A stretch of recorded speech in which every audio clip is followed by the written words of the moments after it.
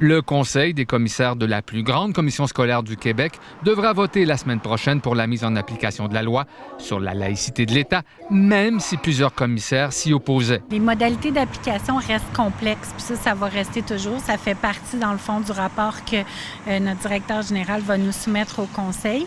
C'est une volte-face remarquable pour la CSDM, après avoir clamé très fort en juin qu'il lui faudrait au moins 1 an pour y arriver. Le directeur général craindrait des sanctions ou la tutelle de l'organisation en cas de désobéissance. On a rencontré le ministre et il est au courant, il a reçu par écrit toute une série de questions sur les modalités d'application qui ne seront pas simples pour les organisations comme la nôtre qui doivent appliquer cette nouvelle loi. Le ministre de l'Éducation se réjouit de ce virage à 180 degrés.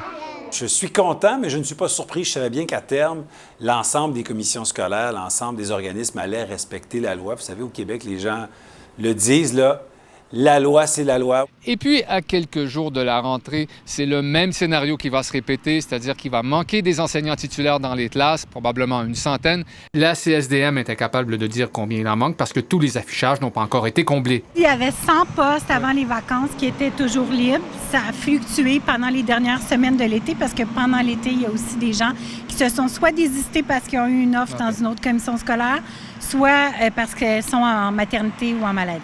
Lueur d'espoir, les universités ont enregistré cette année plus d'inscriptions dans leur programme d'enseignement. Le défi maintenant, c'est de les retenir. En attendant, la CSDM va recruter à l'étranger. Elle a embauché pour la prochaine année scolaire 25 professeurs de Belgique et de France. Richard Olivier, TVA Nouvelles, Montréal.